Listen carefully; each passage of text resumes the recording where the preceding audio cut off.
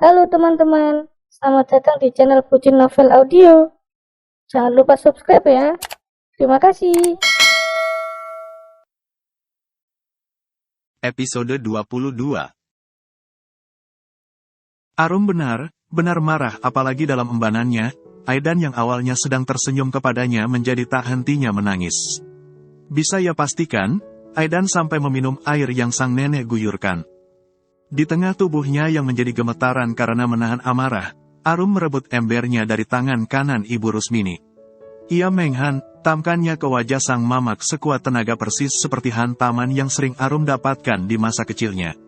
Arum yakin, sebelum ia datang, sang mamak sudah menyiapkan sambutan itu. Bocah gemblung, bocah ramikir, radu utek, ki Ibu Rusmini. Arum tak memedulikan sang mamak yang sampai balas menghantamnya menggunakan ember sekuat tenaga. Hantaman yang langsung mengenai punggung Arum. Sebab Arum yang tengah mengeluarkan Aidan dari embanan, langsung memunggunginya. Bisanya kamu hitung-hitungan. Bisa-bisanya kamu sekasar itu ke adik kamu. Wawa begitu ke adik kamu, kalau suaminya sampai baca bagaimana? Kalau suami dan keluarganya sampai tahu, bagaimana? Kalau suaminya sampai tahu, kenapa? Kalau keluarganya sampai tahu juga kenapa? Biar semuanya tahu, biar mereka mikir. Yang enggak mikir itu mereka. Yang enggak mikir dan enggak punya otak itu kalian karena enggak mungkin juga kalian termasuk mereka enggak tahu. Karena kalau mereka memang mikir, mereka enggak mungkin ikut numpang di sini. Tolong digaris bawahi, Mak. Numpang, mereka numpang. Di mana yang numpang itu pihak wanita, ini malah. Tegas Arum, sang mamak yang masih menatapnya dengan tatapan murka, langsung menggeleng tak habis pikir. Kalian yang bikin aku hitung-hitungan seperti ini. Kalian yang sudah kebangetan. Kalau kamu memang enggak ikhlas, sudah mending rumah ini robohin saja, tegas Ibu Rusmini. Arum yang makin miris dengan watak sang ibu segera mengangguk.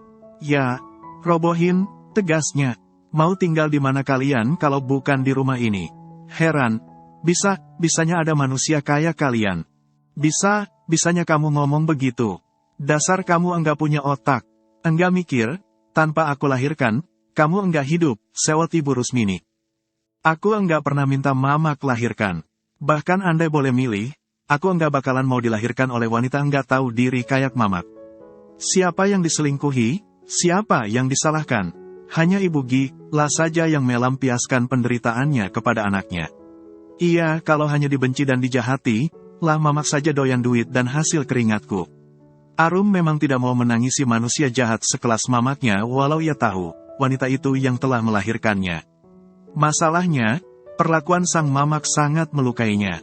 Baru saja, Ibu Rusmini kembali memungut embernya kemudian menghantamkannya ke kepala Arum.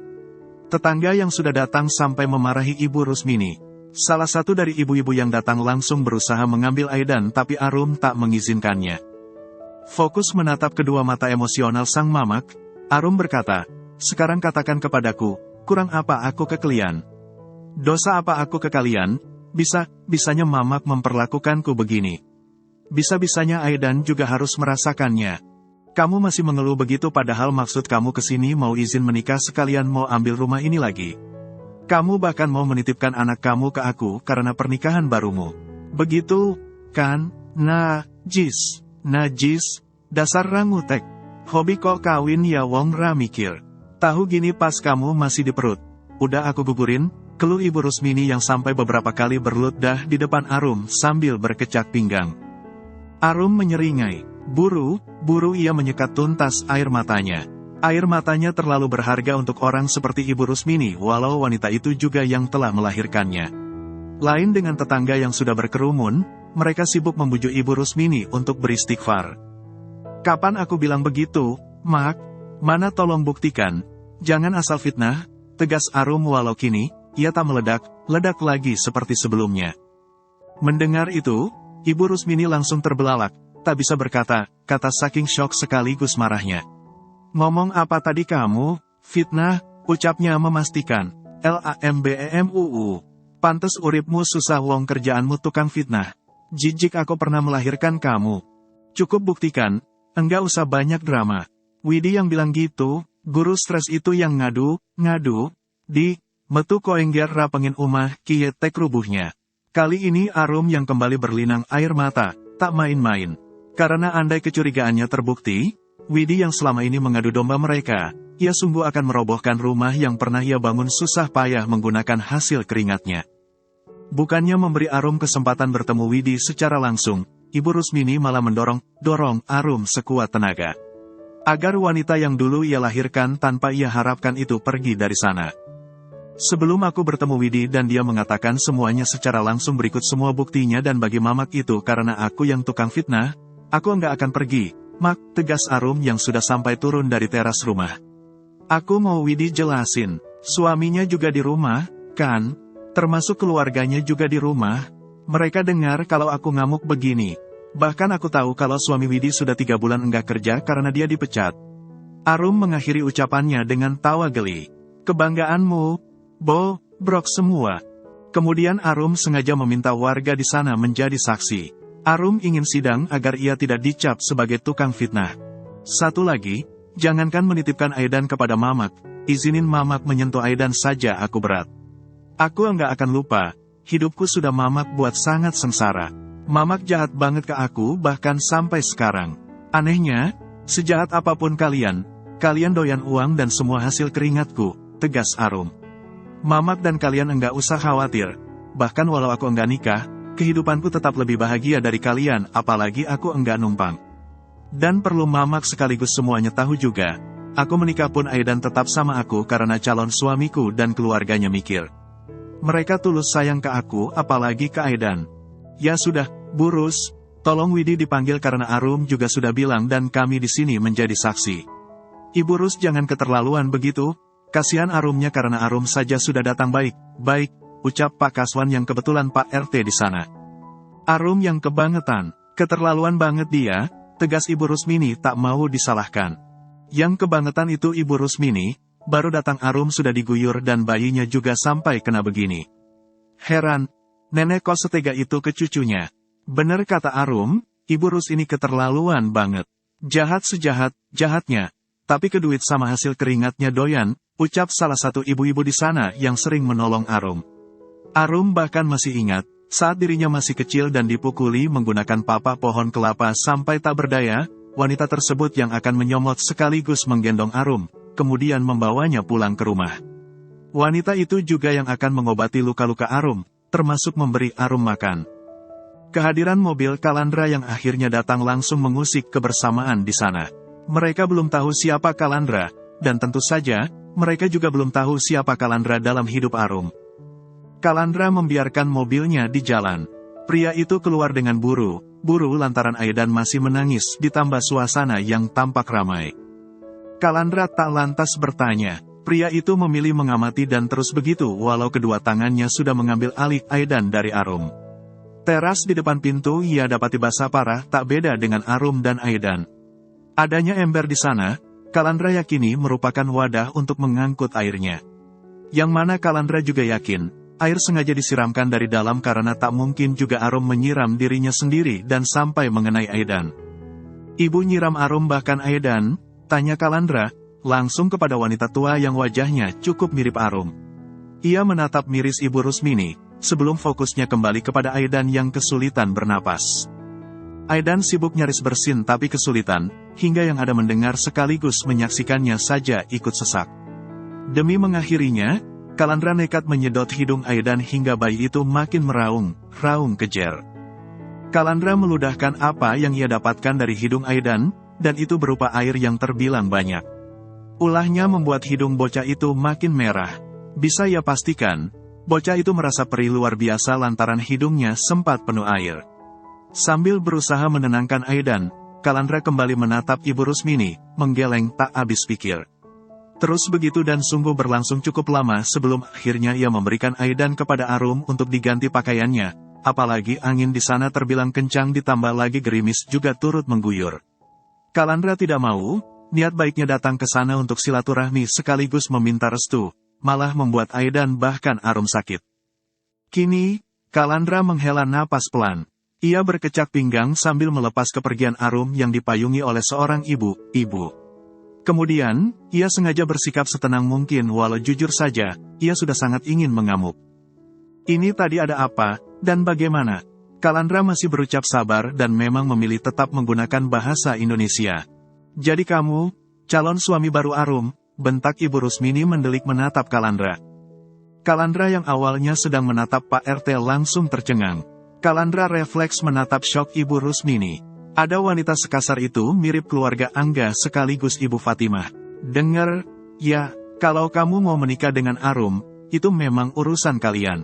Namun tolong, enggak usah senggol masa lalu apalagi sampai nitipin Aidan di sini. Tolong urus Aidan sendiri karena tanpa anak itu saja, beban hidup kami sudah sangat berat, lanjut Ibu Rusmini masih emosional. Kalandra mengerjap, menatap ngeri Ibu Rusmini. Istighfar, Bu, jangankan nitipin, sekadar Ibu dekat Aidan saja saya tidak akan izinin, apalagi kalau Ibu emosional begini, tegas Kalandra. Lagi pula buat apa saya menitipkan anak ke orang yang krisis kepedulian seperti Ibu? Bisa-bisanya bayi diguyur seperti itu. Terus, siapa juga yang bilang mau nitipin Aidan ke Ibu? Coba sekarang jelaskan, ini ada apa? Sekarang Ibu jelaskan pelan karena andai saya minta Arum buat cerita, yang ada Arum pasti makin sedih, lanjut Kalandra mulai emosional. Kemudian, Pak RT yang ada di sana dan mewakili warga yang masih hadir menjadi saksi, walau jumlahnya tidak lebih dari 5, menjelaskan. Ya sudah, panggil si Widi, panggil juga suaminya. Biar saya yang didik kalau mereka memang enggak bisa didik diri sendiri. Widi itu yang disekolahin tinggi, sampai jadi sarjana, dan sekarang jadi guru sama Arum, kan? Dia sekolah sampai sarjana, sampai jadi guru, bahkan nikahan pun masih Arum yang biayain, kan? Mulut Kalandra tidak bisa berhenti bicara sebelum ia menemukan titik terang dari kasusnya. Kalandra tahu, keluarga Arum tak hanya krisis kepedulian. Karena sebenarnya, keluarga Arum hanya 11-12 dengan keluarga Angga. Sambil terus berkecak pinggang, Kalandra yang sekadar menatap Ibu Rusmini saja sudah sangat malas, berkata, Widi, kalau kamu tetap enggak mau keluar dari rumah, saya akan cabut izin ngajar kamu ke dinas pendidikan. Dan kalau kamu terus sembunyi di rumah, saya robohin rumah ini. Hari ini juga saya panggilin petugas. Atau, bayar warga buat robohin, lanjutnya sambil bersedekap. Ibu Rusmini yang kesal bahkan gondok pada Kalandra buru memungut embernya, kemudian nyaris menghantamkannya ke pelipis Kalandra. Namun, Kalandra menahan tangan kanan Ibu Rusmini sekuat tenaga. Bu, Tuhan kasih Ibu tangan buat melakukan hal yang berguna. Bukan malah melampiaskan kekasaran Ibu. Tolong jaga sikap Ibu, tegas Kalandra. Ia meminggirkan paksa Ibu Rusmini kemudian menerobos masuk tanpa terlebih dulu melepas sepatu pantofel hitamnya yang penuh lumpur basah. Kamu kalau memang enggak mau bikin aku marah, keluar. Jangan begini, kurang ajar. Kamu pikir saya bercanda? Tega kamu sama mbakmu yang sudah kerja siang malam di negara orang cuma buat memenuhi kebutuhan kamu. Berani kamu bilang kamu enggak pernah minta. Saya cabut izin ngajar kamu dan baru akan saya bolehkan kembali berlaku setelah kamu mengembalikan semua yang sudah Arum kasih ke kamu. Tegas Kalandra yang sampai menggedor setiap pintu tertutup sekaligus berderet di sana. Ada 3 pintu ruangan di ruang depan rumah Ibu Rusmini dan Kalandra yakin semuanya berhuni. Kalian enggak tahu saya siapa? Tegas Kalandra yang kemudian buru mengeluarkan ponsel dari sakunya. Ia sungguh menelepon pihak pendidikan di kabupaten. Saking gampangnya ia mengobrak-abrik kehidupan orang, apalagi kalau orang tersebut sudah tidak mau diajak toleransi.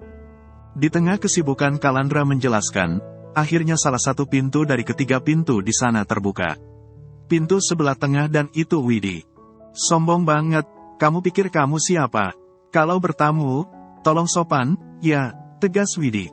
Di dalam kamar yang baru saja Widi tinggalkan ada 3 anak kecil dan juga seorang pria dewasa yang Kalandra yakini merupakan suami Widi. Kalandra menyeringai, menertawakan hardikan Widi. Tadi kamu bilang apa? Kalau bertamu sopan, kamu enggak salah bilang kayak gitu ke saya. Harusnya saya yang bilang begitu ke kamu. Rumah ini Arum yang bangun, kan? Hidup kamu awalnya juga Arum yang nopang, kan? Nah makanya kalau bertamu kamu yang sopan. Bertahun-tahun dikasih kehidupan malah kurang ajar. Mana suamimu, istri sama mertua sedang DIKASUS malah ngumpet. Begitu laki yang harusnya jadi kepala keluarga. Sunat tuntas kalau enggak becus ngapa-ngapain. Keluar kalian semua. Enggak terima aku. Ada bayi dengan sengaja diguyur, diusir. Kalandra masih meledak. Ia mengeluarkan kartu namanya. 2 sekaligus dan ia hantamkan ke wajah Widi yang kebetulan tidak memakai seragam khas guru karena kini memang hari libur. Kamu tahu perusahaan bulu mata palsu dan rambut palsu yang biasanya diborong warga buat dikerjakan kemudian disetorkan ke pabrik. Aku direktur di sana. Kamu tahu pengacara kerjaannya apa? Itu juga aku, urusan sama polisi bahkan penjahat sekalipun sudah jadi camilanku. Terus, kamu tahu, aku ini calon suami mbak kamu, dan dengan kata lain, Aidan siapa? Berarti Aidan anakku dan aku enggak terima anakku yang masih bayi diguyur seperti itu sampai enggak bisa napas. Aku enggak terima istri dan anakku diperlakukan seperti tadi.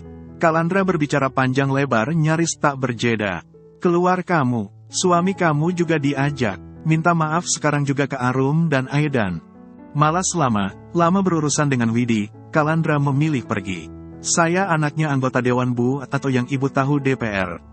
Namun karena kita tinggal di daerah, otomatis orang tua saya statusnya anggota Dewan Perwakilan Rakyat Daerah, Bu.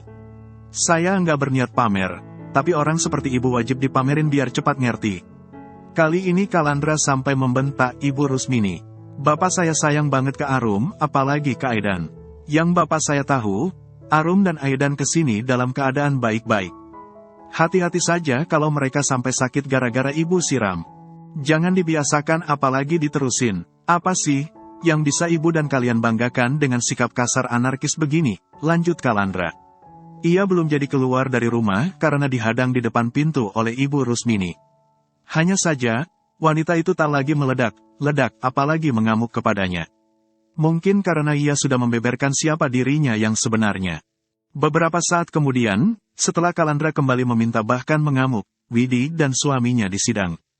Begitupun dengan Ibu Rusmini, mereka disidang di teras basah yang sengaja tidak boleh Kalandra bersihkan agar Widi, sang suami, termasuk Ibu Rusmini merasakan sedikit penderitaan Arum dan Aidan. Selama ini Arum diam karena Arum menghormati ibu maupun saudaranya. Dan sekarang karena saya akan menikah dengan Arum, dengan kata lain semua yang berkaitan dengan Arum juga otomatis menjadi tanggung jawab saya. Namun tentu saja, karena adik dan kakak Arum sudah sama dewasa sekaligus sama-sama berumah tangga, kalian bertugas untuk mengurus rumah tangga kalian sendiri. Nama kamu Agus, kamu suaminya Widi, kamu punya anak dan istri, anak kamu 3, dan kamu enggak kerja. Hebat kamu, kerja kamu, anak istri kamu mau kamu kasih makan apa? Pantas kelakuan istri kamu nol besar, kamu saja melempem begitu. Ingat ya, izin kerja kamu bakalan tetap aku permasalahkan sebelum kamu minta maaf ke Arum dan Aidan. Kalandra yang berdiri di luar teras sambil mengamban Aidan yang sudah ganti pakaian, masih meledak-ledak. Di sebelahnya, Arum yang tidak membawa pakaian ganti dan hanya memakai jaketnya, ia pergoki tak kalah emosional darinya. Widi menatap kesal Kalandra maupun Arum yang berdiri bersebelahan. Tak ia sangka, ia mendadak disidang layaknya sekarang. Dipermalukan di depan semuanya hanya gara Arum yang kini gayanya mirip nyonya. Kamu ngomong apa saja ke Mamak? Kamu beneran enggak merasa bersalah? Sama sekali, tanya Arum memastikan. Kalau begitu, coba sekarang kamu katakan semua yang kamu bilang ke Mamak, sampai Mamak berpikir, aku mau nitipin Aidan hanya karena aku mau menikah lagi, seolah keluarga calon suamiku enggak bisa menerima Aidan. Lantaran Widi tetap diam, Arum yang berusaha bersikap sabar sekaligus lembut malah menjadi kesal sendiri. Ngawur, kamu, ia menghela napas asal. Kalau kamu terus begini, aku bakalan biarin calon suamiku usut kamu, loh. Kelakuanmu yang begini sudah lebih dari cukup buat kamu kehilangan pekerjaan kamu. Beneran enggak pantas, orang kayak kamu jadi guru. Jadi menurut kamu, yang pantas yang seperti apa? Yang seperti kamu? Sewot Widi sambil menatap kesal Arum. Aku tuh capek tahu, Mbak, rasanya muak banget kalau selalunya aku harus bandingkan sama kamu. Kamu lebih inilah, kamu lebih itulah. Kamu disekolahkan tinggi buat apa? Kamu itu guru. Loh, jadi tolong, jangan goblok. Kecuali kalau kamu enggak disekolahin. Pantas, sarjana dan sampai guru, suami merangkap jadi benalu kamu biarin. Malahan kamu musuhin aku yang jelas-jelas sudah urus kamu. Jadi memang benar, maksud kamu kesini buat hitungan, sergah Widi makin emosional. Ya, balikin semua yang pernah aku kasih. Balikin semuanya kalau otak kamu saja enggak berfungsi, marah Arum. Widi mendengkus, menatap tak habis pikir Arum. Stres, kamu, robohin rumah ini, biar suaminya mikir. Kamu suami, tapi jangankan didik istri, urus diri kamu sama keluarga kamu saja. Kamu enggak bisa, geram Kalandra tak segan nunjuk wajah suami Widi. Sudah, robohin saja, robohin. Heran, sergah Widi tak kalah geram. Arum sampai menahan napas saking kesalnya. Robohin, kesalnya menatap marah kepada Widi. Aku laporin kamu ke Mas Bayu, biar kamu tahu rasa, Mbak. Kamu pikir kamu siapa beraninya atur kam. Widi tak kuasa melanjutkan ulahnya lantaran sepatu pantofel penuh lumpur milik Kalandra mendarat di wajahnya. Ke kakak yang sudah menghidupi kamu sekurang ajar gitu, geram Kalandra lagi. Suaranya sampai gemetaran akibat kekesalan yang ia tahan. Widi mendengkus kesal dan berangsur menunduk. Ya sudah, aku minta maaf. Namun tolong, jangan robohkan rumah ini, ucapnya malas sambil terus menunduk. Minta maaf? Enggak gitu, lirih Kalandra di tengah giginya yang sampai gemeretak. Robohin saja, Mas, rumahnya. Biar dia ada usaha buat jadi manusia berguna. Jangan sampai, dia juga mengikuti jejak keluarga si Angga yang lebih memilih menjadi pengemis, ketimbang bekerja penuh usaha, sergah Arum. Ia sudah tak mau buang-buang tenaga, apalagi waktunya. Aku sudah capek dari dulu. Akan makin capek kalau aku juga terus mengurus orang yang sudah enggak bisa diarahkan. Walau Arum berbicara dengan Kalandra, tatapannya tetap fokus kepada Widi yang masih menatapnya dengan tatapan sangat marah. Termasuk izin ngajarnya, kalau kelakuannya masih memprihatinkan begini, cabut saja. Mas pasti jauh lebih tahu untuk urusan ini karena Mas sudah terbiasa melakukannya. Kemudian, ia sengaja menatap Kalandra. Aku serahkan semuanya ke Mas. Selain aku yang memang enggak mau lama di sini. Namun kemudian, ia juga memilih fokus menatap sang mamak yang sedari tadi juga sudah menatapnya syarat kecewa.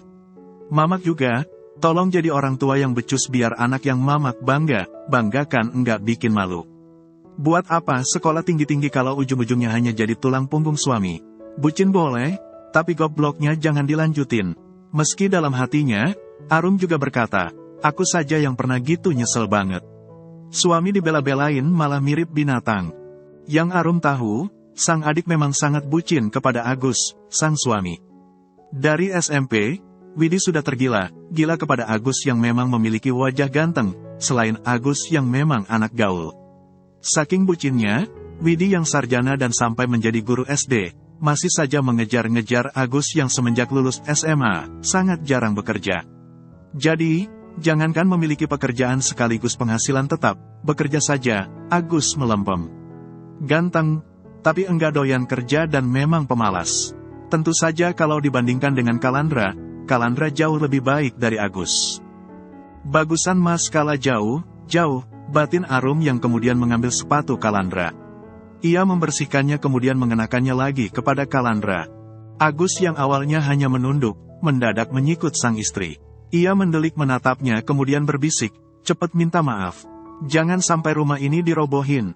Kalau rumah ini dirobohin, Mamak dan Widi tinggal di mana? Sergah Ibu Rusmini ketir. Arum yang masih jongkok di hadapan Kalandra, berangsur menatap sang Mamak. Widi ada suaminya. Dia tanggung jawab suaminya. Sementara Mamak mau ikut siapa? Terserah. Bersambung dulu ya teman-teman.